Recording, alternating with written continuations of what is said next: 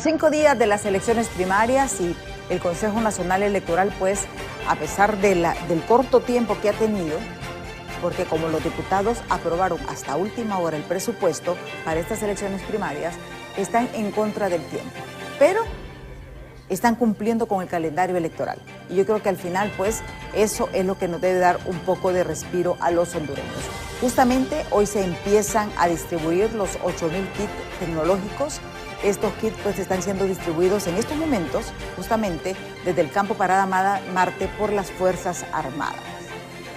Ayer justamente la presidenta del Consejo Nacional Electoral anunciaba que dará los primeros resultados a las 8 de la noche. Recordemos que a las 5 de la tarde se cierran las urnas electorales. A las 8 de la noche darán el primer corte de la transmisión de resultados rápidos electorales. Es interesante, esta red es una organización que está llevando una auditoría y una evaluación del sistema electoral. Señalaba que había incertidumbre sobre la participación de observadores nacionales e internacionales debido a que no se hicieron las gestiones a tiempo, pero se estaba hablando de que apenas serán unos 900 observadores electorales que estarán en este proceso primario del Partido Libertad y Refundación, del Partido Liberal y del Partido Nacional. Ayer, interesante este dato porque uno de los consejeros, de los concejales del CNE, Marlon Ochoa, decía: combatamos el fraude, hay que exigir el dispositivo biométrico. Y esto a mí me hizo reflexionar realmente. Miren, estamos pagando a los hondureños más de 500 millones de lempiras por el TREP y por el dato biométrico. ¿Y qué ha pasado? Ahora, al parecer, va a quedar a criterio, como no se hizo la capacitación con el biométrico, pero existe la experiencia de la mayor parte de los votantes, especialmente en el Partido Liberal y el Partido Nacional, para utilizar el biométrico. Pero hay otro problema, y es el hecho de que el 75% de todos esos precandidatos no han aperturado sus cuentas bancarias. Por lo tanto, es un problema para la unidad de política limpia y también un irrespeto a los ciudadanos porque no quieren rendir cuentas. Esto es lo que está sucediendo. Mi pregunta ¿es o debe de ser un delito electoral que no se use los datos biométricos? Es el tema que vamos a abordar justamente con Alejandra Fuentes, analista de SJ, y también José Luis León, analista independiente, sobre este tema. Pero justamente también veamos este tuit de la presidenta, la presidenta del Consejo Nacional Electoral, que emitía y daba estos datos. Dice: elecciones primarias en cifras, dice, algunos datos de interés. Son 5.741 centros de votación, 24.858 juntas receptoras de votos, que es lo que llamamos como mesas electorales, 24.858 maletas electorales, 8.258 kits tecnológicos, 24.858 biométricos, 24.858 custodios informáticos, 162 custodios de transporte, 123.390 miembros de la Junta Receptiva de Votos, 34 millones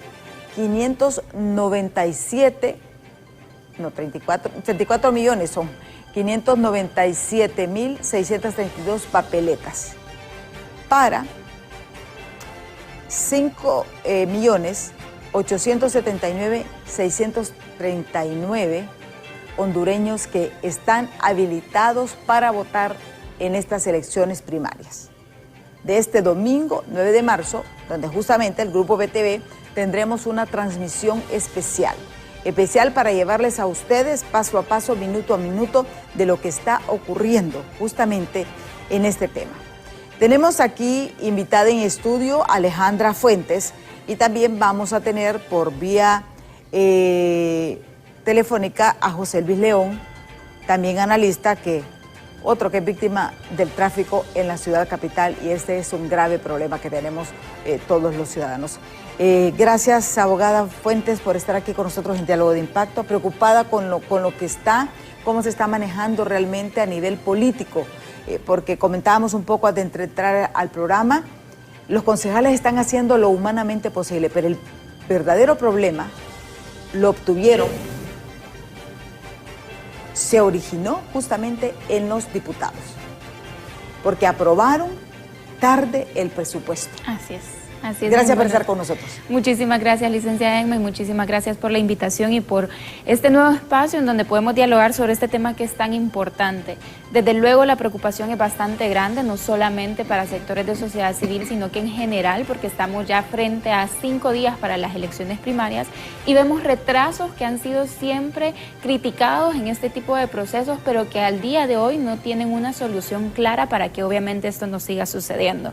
El tema de la observación electoral, como institución, nosotros desde la Red por la Defensa de la Democracia hemos solicitado la observación, hemos acreditado a nuestros observadores y hasta la fecha no tenemos las credenciales oficiales del CNE, y eso solo como una pequeña muestra de todas las cosas que están retrasadas para este proceso electoral.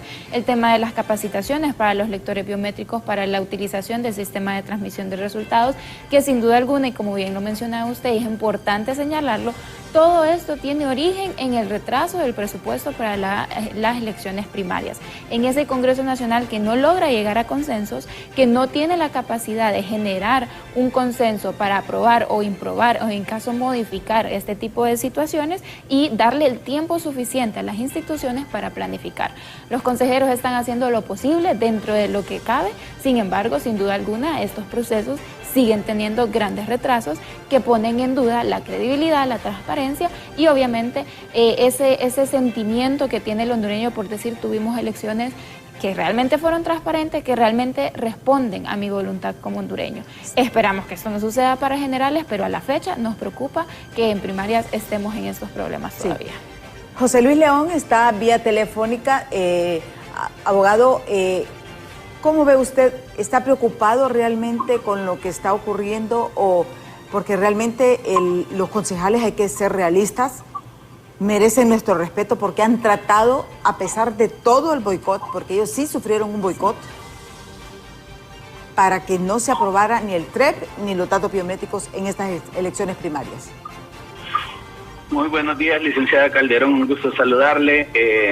Me disculpo con usted y con el auditorio. Lastimosamente el tráfico en Tegucigalpa parece que va a ser imposible resolverlo y eso no me permitió llegar en tiempo y forma, así que me disculpo. Claramente tenemos un tema delicado para el próximo domingo. Primero es el entender que una vez más estamos construyendo procesos electorales a última hora y que es algo que debemos resolver a la brevedad posible. ¿Por qué razón? El Consejo Nacional Electoral y demás instituciones electorales son instituciones permanentes y que deberían de planificar sus procesos con suficiente antelación. Lastimosamente, una vez más, recurrimos a que el juego político afectara. Se aprobó tarde el presupuesto, se publicó tarde el presupuesto en la Gaceta, después Finanzas se tardó en desembolsar y eso otra vez nos pone en el vilo del tiempo para poder sacar un proceso. Yo estoy de acuerdo con usted, licenciada, que los consejeros han hecho lo que han podido y creería que algunos de los errores en el cumplimiento de especialmente el área tecnológica se debe al poco conocimiento o expertise que pueden tener los expertos del CNE. Y ahí es donde, por conocimiento, sé que han habido grandes dificultades, especialmente en coordinar la implementación de lo que los contratos ha establecido. No obstante, ya se hicieron algunos simulacros con algunas fallas, se hicieron los ajustes, las papeletas y kits electorales estaban enmaquilados y ya están por salir. Y creo que a estas alturas lo menos que deberíamos esperar es que los márgenes de errores se amplíen. Y ahí es donde siento yo que los consejeros están esforzándose por sacar el proceso electoral, pero hay que decirlo, no se trata solamente de imprimir papeletas, no se trata solamente de enviar lectores biométricos y kits de transmisión, no se trata solamente de garantizar que los 2.000 millones de lempiras que hemos invertido, que yo personalmente pienso que es una obscenidad de frente a la necesidad que tiene este país, funcionen. Hay un factor que nadie está, o muy poco estamos replicando, y es el tema de que podemos tener la mejor tecnología del mundo, del universo, si usted quiere, de la galaxia. El factor humano puede poner en riesgo el proceso electoral. La calidad de las personas que estén en la Junta Receptora de Votos, la formación que hayan logrado obtener, las capacitaciones arrancaron tarde porque no se aprobaban los manuales y cuadernillos de capacitación, los fondos llegaron tarde, los partidos tomaron decisiones cada uno de cómo manejarlos. Hay partidos como el Partido Liberal que los fondos no se les entregó a las corrientes, sino que las corrientes tenían que buscar los fondos, ejecutar la capacitación y después mandarlo a liquidación. Entonces hay un montón de temas ahí en cuanto a conteo de votos, llenado de actas, que es lo que nos lleva siempre a pensar que hay manipulación en los procesos, y que creería yo que los partidos políticos deberían de responsabilizarse del proceso. Y concluiría con lo siguiente: si llega a haber algún error, fraudes, inflados de votos, los partidos políticos no pueden aducir que la responsabilidad es del Consejo Electoral, porque es una responsabilidad compartida. Quienes contarán esos votos, quienes llenarán estas actas, quienes no deberán ponerle un 0 al lado al 20 para que no sea 20 sino 200, son los mismos partidos políticos. Así que si llega a pasar algo deshonesto, es responsabilidad de los partidos, y totalmente de acuerdo, no usar el lector biométrico, manipular las actas, ese es un delito penado, es un delito que debe ser manejado por la Fiscalía de Asuntos Electorales, de Delitos Electorales, y que debería no quedar sin ningún tipo de sanción. Y este punto es bien interesante, porque yo creo que yo coincido con José Luis en el sentido de que hay que reconocer que los miembros del Consejo Nacional Electoral han hecho lo humanamente posible. Y hay algo interesante: a pesar de que son de 3 partidos diferentes, se ha logrado consensos. Entiendo. Y yo creo que eso le da validez. Pero como decía también José Luis, el problema ahora lo tienen los partidos políticos. Sin duda. ¿Usted coincide en que si no se usa el lector biométrico, debería de ser un delito electoral? Claro, mire, realmente la inversión que se está haciendo para estas elecciones primarias es bastante absurda, lo decía José Luis, y es bastante preocupante. Una cantidad de dinero enorme que se está utilizando o que se está invirtiendo, si lo queremos ver como una inversión, para que después nos digan, no, es que no se utilizó porque no capacitamos a la gente. Y ahí tienen responsabilidad, y quiero hacer esa salvedad, como lo decía Luis León, tiene responsabilidad el CNE y tiene responsabilidad los partidos políticos. Porque los custodios informáticos electorales que tienen que acreditar los partidos políticos todavía no están completos en algunos partidos políticos. Entonces, ¿cómo va a capacitar al CNE gente que usted ni siquiera ha acreditado como partidos políticos? Entonces, ahí hay una responsabilidad en conjunto. Y si ese lector biométrico no se utiliza, esperemos que no sea el caso, pero si no se utiliza, ya lo había mencionado la consejera en algunas declaraciones, que no pueden negarle el derecho al voto a las personas, y es muy cierto. Pero si eso no se utiliza, sin duda alguna va a ser un gasto para la ciudadanía, lo vamos a resentir como ciudadanía porque es un gasto que se está haciendo. Sí, lo podemos utilizar en generales, sí, pero ese dinero se pudo también utilizar en necesidades básicas que como hondureños tenemos, y que nos están diciendo que lo vamos a utilizar para mayor transparencia en las elecciones, cuando vemos que no hay capacitación, no hay logística para que se implemente, y vamos otra vez a elecciones en las cuales dependemos de que nos manchen o no el dedito para saber si votamos o no, y ahí pues vienen todas las mañas que se han utilizado tradicionalmente para hacer este tipo de situaciones en las cuales votamos 2 veces, votan los muertos, votan los que están fuera, etcétera, etcétera, ¿no? Entonces sí, debería de ser considerado un delito, debería de ser considerado una bajeza el no utilizar ese lector biométrico en estas elecciones que todos tenemos tantas esperanzas de que sean más transparentes, ¿no? Y lo conversábamos un poco con Alejandra aquí en estudio. Le decía, el Partido Liberal y el Partido Nacional tienen mucha más experiencia. Claro. Porque se utilizó en el 2021. Caso contrario del Partido Libertad y Refundación, porque acordemos que ellos se montaron sobre una alianza, sobre una estructura, pero sí los diputados son los responsables de esto. José Luis. Licenciada, me llamo Luis Daniel. Luis Daniel, disculpe. Sí, no, mire, ¿cómo explicarlo de una manera pragmática para que el ciudadano entienda? Mire, primero es que es cierto lo que dice la licenciada Alejandra, es muy difícil para el Consejo Electoral capacitar cuando no se tiene el recurso humano. Es cierto también que hay un poco de experiencia en algunos miembros que estarán en junta receptora de votos porque estuvieron en 2021, pero recuerde que en 2021 tenemos 18,000 centros de votación y los 3 partidos tienen una tercera parte de esos 18,000. Esta vez cada corriente de cada partido tiene 22,000 miembros de junta receptora de votos. O sea que la capacidad previa es sumamente baja en comparación a lo que se requiere ahora. ¿Qué es culpa de los diputados? Sí, aprobaron tarde el presupuesto, pero también hubo todo un desfase, porque mire, si hasta hace 15 días llegó el dinero para capacitaciones, estamos diciendo que llegó un mes antes del proceso electoral. Solo el Partido Liberal, por ejemplo, debe capacitar casi 70,000 miembros de junta receptora de votos y más de 8,000 custodios informáticos. En el caso del Partido Nacional es igual. En el caso de Libertad y Refundación estamos hablando de casi 130,000 personas para junta receptora de votos. Técnicamente es imposible capacitar 250,000 personas en un mes. Es casi imposible. Y sin contar las dificultades que hay que sortear como movilización, como convocatorias y un montón de aspectos que los que hemos hecho capacitaciones sabemos que debe prepararse. Al final del día lo que siento yo es que pese a la alta inversión que estamos haciendo, volvemos a improvisar en un proceso electoral y es donde deberíamos empezar a plantear algunas ideas.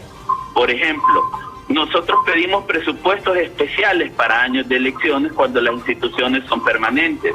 Ya los presupuestos deberían estar incluidos en el presupuesto corriente del año que corresponde. Por ejemplo, 2022, 2023, 2024 tuvieron que tener un presupuesto corriente, pero presupuesto 2025 ya tenía que tener incluidos los fondos del proceso electoral. Otro tema importante, ¿por qué presentar hasta mayo la solicitud al Congreso Nacional de la República cuando pudo haberla presentado en enero?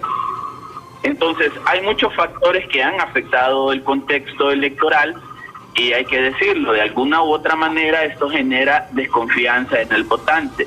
Y una de las preocupaciones que tengo es si realmente se va a lograr traspasar el 40% de los votantes que participan en los procesos internos, que ese es un tema que algunos candidatos están aspirando, que el voto independiente llegue, que la juventud llegue, que la gente molesta de un partido llegue a otro partido, pero estadísticamente en los procesos electorales primarios no es así, solamente votan los militantes de los partidos. Lo que conocemos como el voto duro, ¿verdad? Exactamente, lo que significa que estamos haciendo una alta inversión sin garantías de movilizar la mitad más uno de los votantes. Entonces, siento que eso puede de alguna manera generar una elección bastante cerrada, y de ser cerrada los conatos de fraude van a estar ahí. ¿Por qué? Porque desde ya hemos escuchado en un partido político digamos, el señalamiento de fraude, de que si pierdo porque me hicieron fraude, que yo, digamos, siento yo que estamos muy vulnerables en materia de la transparencia del proceso y que lamento que no se haya podido contratar la auditoría, que ese es otro tema. La auditoría debió contratarse prácticamente al mismo tiempo que se contrató el sistema de transmisión y el sistema biométrico para que hiciese una revisión de lo que se estaba construyendo, que hiciese una revisión de la implementación y que hiciera una revisión ex post del proceso, pero parece que no vamos a tener auditoría. Entonces, más allá de cualquiera de los aspectos de esfuerzo que puedan hacer los consejeros, tenemos muchas áreas vulnerables en el proceso electoral. Y fíjese que yo coincido con usted, Luis Daniel, en algo bien interesante. tampoco hemos visto una motivación de los partidos políticos para que la gente vaya a votar. Así es. O sea, hemos visto independencia de los candidatos, pero los partidos como tales No han llamado. no han hecho ningún llamado a votar en estas elecciones. Así es. Y preocupa ese nivel de abstencionismo que podemos llegar a tener. Nunca hemos tenido un nivel tan alto en cuanto al porcentaje de personas que van a votar, precisamente por esto, porque la ciudadanía ve cómo no se ha preparado con tiempo los procesos y entonces ya tienen el temor de decir, ¿para qué voy a ir a votar si realmente ni siquiera se toma en consideración, ¿no? Entonces realmente preocupa ese nivel de abstencionismo que podemos llegar a tener para la cantidad de dinero que se está invirtiendo y para todo lo que significa este proceso como tal, ¿no? El 2021 tuvimos un nivel muy alto de participación en las elecciones, en elecciones generales, uno de los niveles más altos de participación. Sin embargo, el panorama y el contexto político no es el mismo. Esperamos que la participación sea mejor incluso, pero realmente eso requiere no solamente de que la ciudadanía vaya a votar porque es su derecho, es su obligación, requiere de que medios de comunicación, de que sociedad civil, de que partidos políticos aseguremos y motivemos a la ciudadanía a que vaya a votar. Si lo que vemos nada más es cómo cada candidato independientemente pelea por su voto, cómo cada persona critica nada más el proceso sin tener una propuesta de soluciones, pues la ciudadanía lo que le generamos es una incertidumbre de ni siquiera voy a ir a votar. Bueno, ni siquiera hemos visto una convocatoria de los presidentes de los partidos, ¿verdad? No se ha visto. O sea, yo no he tenido, nosotros hemos cubierto todo este proceso, incluso nuestra política de apertura, nosotros desde finales de enero comenzamos a invitar a los candidatos, a los precandidatos, pero los presidentes de los partidos políticos no han hecho pero ni siquiera un post llamando sus... en redes sociales invitando a estas votaciones. ¿Le preocupa a usted, Luis Daniel? Mire, le voy a dar mi respuesta con el dato estadístico. Ajá. En elecciones generales participó el 68% del padrón electoral, es decir, tuvimos un abstencionismo del 32%. Honduras sigue teniendo porcentajes de abstencionismo bastante altos, a diferencia de procesos electorales anteriores donde solamente vota el 50%, hubo una mejora de un 18%, pero había un contexto especial, había que sacar al Partido Nacional, había mucha molestia ciudadana. Pero eso es un nivel general. En internas, ya lo dijo el Latino Barómetro, ya lo dijo Eric, ya lo dijo Yudpa, ya lo dijeron muchos estudios, 6 de cada 10 hondureños profesan no formar parte de un partido político, sí. Lo que significa que 4 de cada 10 sí. Cuando uno revisa las votaciones de los últimos 4 procesos electorales a nivel primario, solamente vota el 40% del padrón electoral. La estadística ahí cuadra perfectamente, no habrá, o por lo menos no se aspira a una votación mayor del 40%. ¿Por qué? Porque la gente no quiere ir, justo por lo que decía Alejandra, no creo en el proceso, no creo en los partidos, pero también muchos se abstienen porque no quieren quedar marcados en un padrón electoral de un partido político. En Honduras, para mucha gente, formar parte de un partido político censado en un padrón es catastrófico porque se cierran las oportunidades laborales, hay una estigmatización terrible de las personas. Si usted es liberal, nacional o libre, forma parte de un grupo de personas a ser atacado, entonces la gente se abstiene. ¿Qué significa? Hacer que se supere la barrera del 40% en la elección primaria depende de un factor claro: la confianza que el partido político pueda dar en cuanto a los candidatos que presenta. Y ahí es donde siento que hemos tenido debilidad. Como dice usted, las autoridades del partido no están invitando a los hondureños a votar, sino que es una campaña de candidatos presidenciales. Y segundo, que los candidatos presidenciales tienen muy poca o nada propuesta. Yo no he visto un plan de gobierno en el Partido Nacional, solamente he visto un plan de gobierno en el Partido Liberal, que es el de Maribel Espinosa, y no he visto un plan de gobierno en Libertad y Refundación. ¿Qué significa? Mire lo que le voy a decir. Uno de los 3 que salgan, digamos, los 3 que van a salir de esta elección primaria son el potencial presidente o presidenta de la República.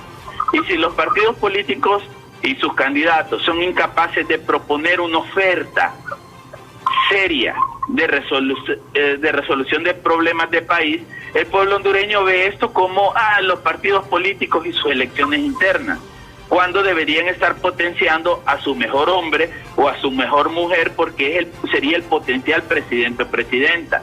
Pero yo he visto una campaña vacía, una campaña centrada en los ataques, en la descalificación, y ridículamente una descalificación de partido a partido. Ahorita ni siquiera aplica que los nacionalistas ataquen a Libre, que los libres a los liberales. Este es un tema interno. Sí. Entonces veo muy poco vacío, veo mucho vacío y muy poca propuesta, que también hace que la ciudadanía diga, bueno, voy a votar por este, pero es más de lo mismo. Si voy a votar por el otro, ya estuvo en el poder. Este es corrupto, este es traidor, este es el otro.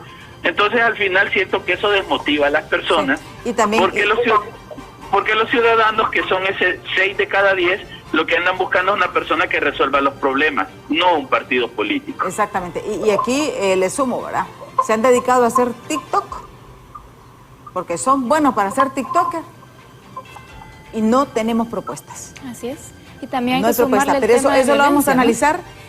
Después de pausa. Tenemos estos compromisos comerciales, así que no nos cambie, porque más vamos a ahondar realmente sobre este tema interesante, la falta de propuestas de los candidatos, como decimos, y al final el hecho de que estamos invirtiendo, como decía Luis León, casi 2.000 millones de lempiras en estas elecciones primarias. Sí. 500 millones de lempiras solamente para este elector y para el TREP. Y no sería justo también que los diputados salgan, o los precandidatos aduzcan fraude, cuando están todos los elementos para actuar correctamente, porque también hay un riesgo. La membresía partidaria en esta elección primaria se va a saber si se aplica el dato biométrico, se va a saber realmente de cuánto es la verdadera población, y no va a haber opción a que inflen las urnas, inflen esos votos. Pero eso lo analizaremos después de pausa. No nos cambie, que ya volvemos.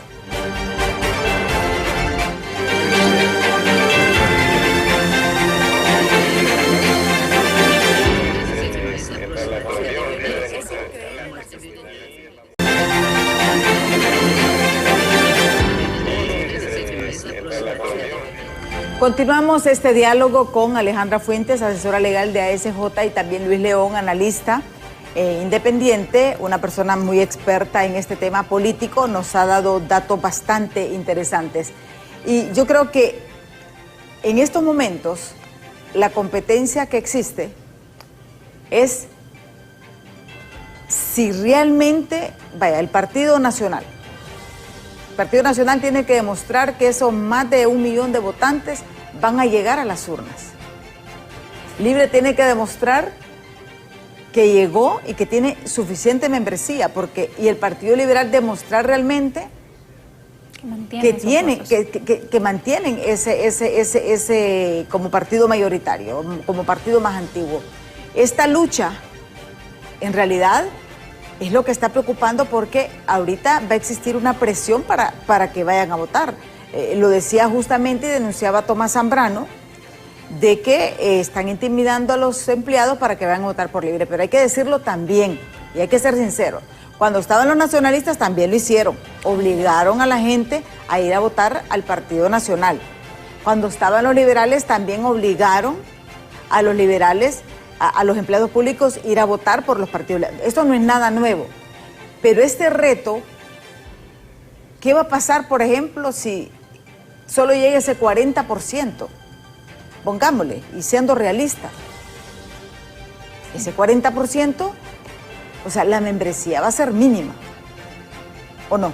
Así es, y precisamente, y por eso lo que mencionaba Luis, ¿no? En estos momentos no aplica que entre partidos se estén peleando entre ellos o se estén, pues, de alguna manera, como se dice popularmente, se estén tirando entre ellos, porque no estamos en una elección general, sino que estamos en unas elecciones primarias, donde su principal contendiente es el del mismo partido. Entonces, realmente no aplica. Sin embargo, lo que sucede es que estas elecciones también se están viendo justamente, como usted lo mencionaba, como esa puesta a prueba de cada partido de demostrar que tiene esa cantidad de votantes para en generales pues tener ese respaldo de sí, gané con esta cantidad de votos y en primarias demostré que tenía esa membresía, ¿no? Pero realmente vamos a ver qué sucede con este proceso electoral en primarias, si realmente se elimina este tipo de prácticas. El tema del clientelismo que usted lo mencionaba no es algo nuevo, se ha hecho, todos los partidos lo han hecho, no por eso significa que debemos de tolerarlo ni de verlo como algo normal o empezar a sentir que es parte de la tradición. Desde luego siempre hay que señalarlo, siempre hay que denunciarlo porque no es correcto, es una mala práctica. Y sumado a esto, que lo mencionaba antes de la pausa también, el tema de la violencia política, ¿no? El tema de cómo le estamos pidiendo a la gente que vaya a las urnas, que vaya a elecciones, cuando lo que ve en la persona es un tema de violencia política bastante grave. El IUTPAS mencionaba que ya van 24 agresiones en el contexto político desde el 8 de septiembre que se hizo la convocatoria. 6 de estas agresiones son muertes ya a precandidatos a alcaldes. Entonces, esto al final hay que verlo y el como... último, el fin de semana, que asesinaron a una mujer en una concentración política. Así ¿verdad? es. Entonces, esto hay que verlo al final, y lo mencionaba Luis al inicio también, no solamente como el momento inmediato, sino que hay que verlo como un problema estructural que tenemos para nosotros desarrollar las elecciones o los procesos electorales. Durante los 4 años o 3 años que estuvimos después del 2021, que pasamos a elecciones, mejoramos el tema de violencia, nos preocupamos por ese tema de violencia, de cómo vamos a mejorar o garantizarle a la ciudadanía que vaya a elecciones, a un proceso electoral. Mejoramos el tema de la institucionalidad del CNE, de la Unidad Política Limpia. ¿Hace cuánto se aprobó la Ley Procesal Electoral? Hace menos de meses, menos de un año, y tuvimos bastante tiempo para eso. Entonces, al final, se trata, sí, de hacer una crítica constructiva al proceso, de generar propuestas a estos procesos y de tratar de entender que no es cada 4 años que tenemos que hablar de esto, sino que es realmente un proceso que debemos de mantener en vigencia, debemos de estar preocupados durante todo el tiempo que dura un proceso electoral y realmente pues aprender a eliminar esas malas prácticas desde nuestras trincheras como sociedad civil, como ciudadanos, como academia, pero emprender a señalar, eliminar esas prácticas para que no estemos en lo mismo cada 4 años. Sí. Luis, existe la preocupación en el sentido de que el gran reto, y usted lo planteaba, es, ¿va a llegar realmente ese voto independiente a votar por un partido político? Y el reto que tienen realmente estos partidos políticos de demostrar que sí en realidad son mayoría. Mire, yo quiero ser optimista y pensar que sí, pero como analista y que he trabajado estos temas de manera directa, creería que no. ¿Por qué razón? El voto independiente, que es el 60% del padrón electoral, no tiene ninguna afinidad partidaria. Y lo que anda buscando es el hombre o la mujer que puede ayudar a sembrar las bases de cambio de este país. Alguien que tenga una idea clara de cómo resolver la falta de educación, salud, seguridad, empleo, inversión. Honduras está en una multicrisis. Y ya la oferta política tradicional de yo soy el mejor, yo te voy a dar empleo, te voy a dar seguridad, ya no cala. Las generaciones que nos calaba eso eran generaciones que se nos impuso el partido político como parte de la idea familiar, se nos impuso la religión, se nos impuso el equipo de fútbol. Ya los jóvenes ahora no tienen ningún tipo de arraigo en estas cosas. Entonces, pensar que el voto independiente va a llegar ante la carencia de buenos liderazgos es bien complejo. Pero usted preguntaba, ¿qué va a pasar? Bueno, primero, yo creo que la violencia que se ve en los procesos electorales es el resultado de 2 cosas. La alta violencia que sufrimos en el país y segundo, la polarización que los mismos políticos han causado. Que mire, el problema que tenemos es un problema inducido por los políticos que nos han dividido y nos han fracturado de una manera grosera y que nos han vuelto a los hondureños enemigos y ya no los hermanos hondureños que fuimos siempre. ¿Y en qué se traduce todo eso? En abstención electoral, en falta de participación política ciudadana, porque no ven interés en algo que técnicamente ya fracasó. La política hondureña ya fracasó. ¿Cómo se va a ver esto en la votación? Mire lo que le voy a explicar. Si va a llegar solamente el 40% del padrón electoral, quiere decir que de los 5.9 millones de hondureños solamente votarán 2.5 millones, que son ese voto duro del que hemos venido hablando. Si los partidos políticos están en igualdad de condiciones, que esa es la sensación que hay, parece que no hay ninguno más grande que otro, sino que están en igualdad, a lo máximo que puede aspirar un partido político en estas primarias es a 850,000 votos. A mi criterio, puedo estar equivocado, pero a mi criterio, a mi experiencia y según lo que he analizado, cualquier partido político que saque más de 850,000 votos es por dos razones. Porque los otros dos partidos políticos sacaron menos de eso o porque inflaron votos y hubo fraude. Cualquier dato superior a eso significa que se llenaron actas, significa que se usaron los votos de otras personas, significa que se llenaron los votos en blanco o que se manipuló el resultado de la Junta Receptora de Votos.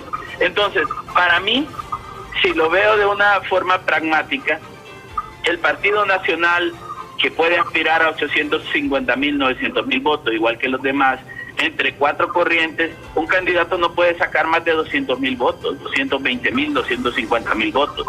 Después de eso, es un juego numérico interno, por lo cual quien gana esta elección en el Partido Nacional y en el Partido Liberal, porque el libre no aplica solo a dos candidatos, pero hay 7 corrientes, quien gana esta elección a nivel presidencial lo hará por 300,000 a 350,000 votos. Entonces, cuando un partido liberal me dice voy a tener 1 millón de votos, me está diciendo entonces que el libre va a tener 200,000. Cuando un partido nacional me dice que voy a tener 1 millón de votos, me está diciendo que el libre va a tener 200,000. Y a mí me parece que la realidad no es esa. La realidad es que van a ser elecciones bastante complejas si solamente participa el 40% del padrón electoral. ¿Cómo animar a los jóvenes a ir? Bueno, están haciendo TikToks, bailecitos, están haciendo trends que andan circulando por Latinoamérica y que todo el mundo hace para decirle al joven, mírame, yo soy cool, pero yo no necesito un presidente cool, yo necesito un presidente capaz, un presidente que se siente y tome decisiones de país. Sí. Porque ya lo dijo, licenciada, del mismo Latinobarómetro, 8 de cada 10 latinoamericanos están dispuestos a un presidente dictador con tal de que resuelva. Sí. Entonces aquí no estamos ya para buscar bailecitos, cancioncitas, que son parte de, sino para lo que estamos es para encontrar a una persona pensante que realmente sepa cómo atender. Sí. Y yo creo que aquí viene el tema. Nunca quisieron los diputados al Congreso Nacional actual hacer las reformas electorales. Así es, así es.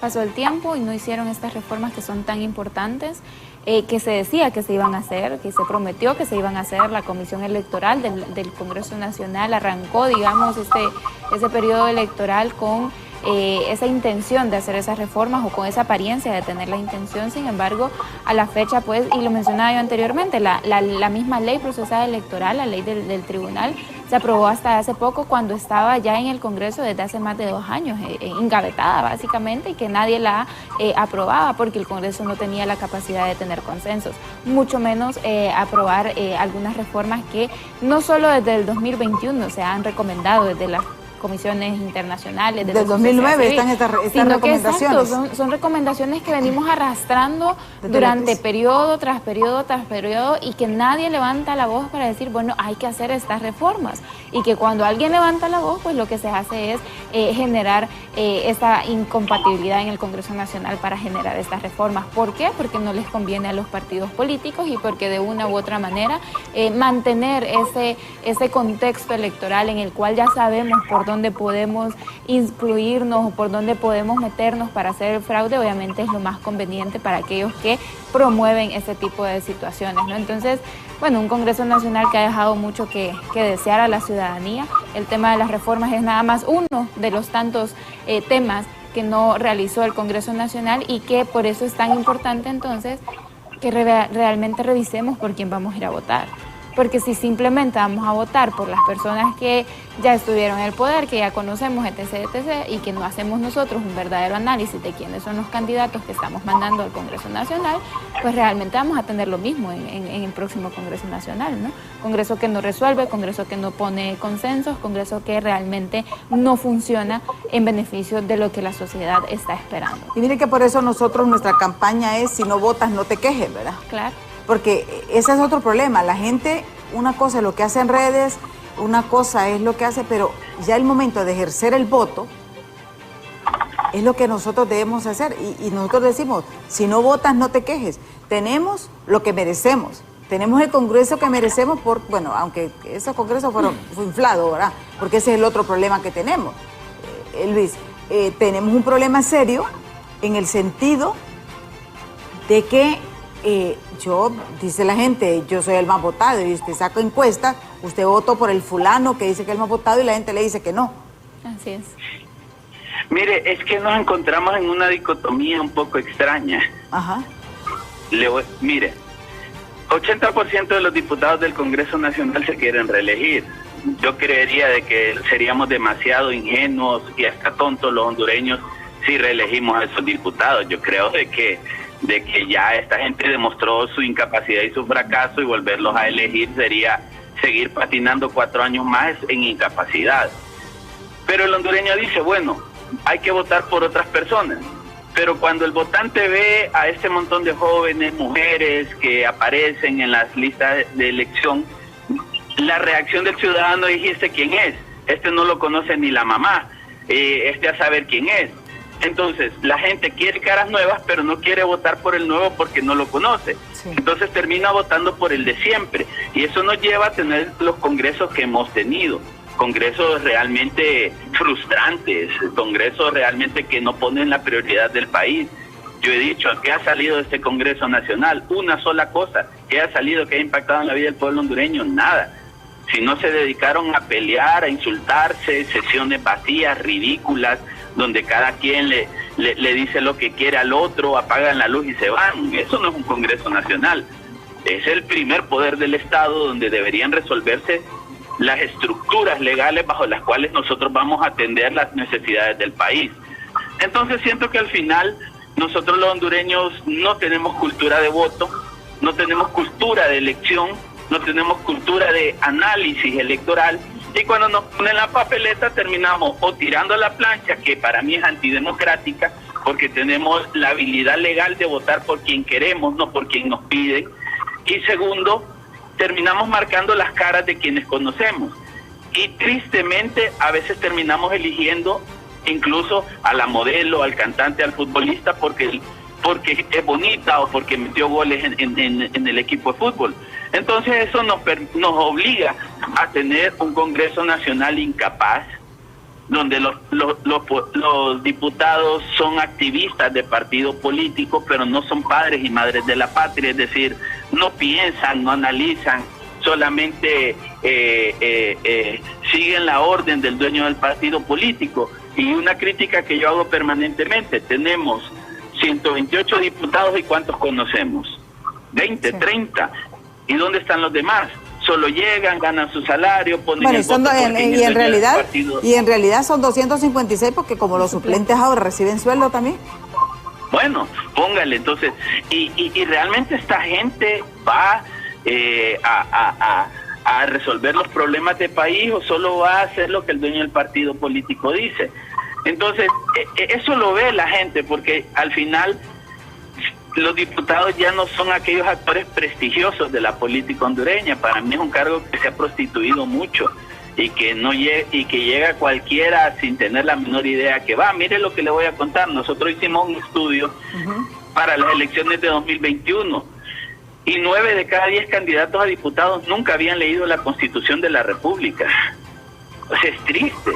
Entonces la realidad es que los partidos políticos dejaron de convertirse en instituciones de formación política y formación cívica y de participación ciudadana a maquinarias de búsqueda y compra de votos para agenciarse el poder. Y lo que como ciudadano me pregunto yo es: ¿para qué quieren el poder? porque si el poder se quisiese para resolver los problemas del país después de 40 años de nueva democracia, nosotros deberíamos estar mucho mejor de lo que estamos. La inversión que hacemos en los políticos en Honduras no produce el rédito que necesitamos. ¿Cuánto nos cuesta el Congreso Nacional? Salarios, viáticos, vehículos, gastos de representación, asistentes, empleados, rentas. Les damos ese bendito bono para que hagan activismo político. Y toda esa inversión que hacemos los hondureños debería dar un rédito superior al gasto. ¿Y cuál es el rédito? Caemos en pobreza, caemos en corrupción, caemos en desigualdad, caemos en violencia, en falta de educación, falta de salud. Entonces la política hondureña claramente no resuelve los problemas de Honduras. Los políticos tradicionales no buscan resolver los problemas del país y por eso Honduras no va a poder despegar hacia lo que añoramos tener. Y es interesante, por ejemplo, que vemos que el único que no está pidiendo la plancha es el Partido Libre. Partido Libre no están pidiendo voto en plancha, pero Partido Nacional y Partido Liberal sí están pidiendo el voto en plancha. Así es, y bueno, lo decía. Yo coincido con Luis, ¿verdad?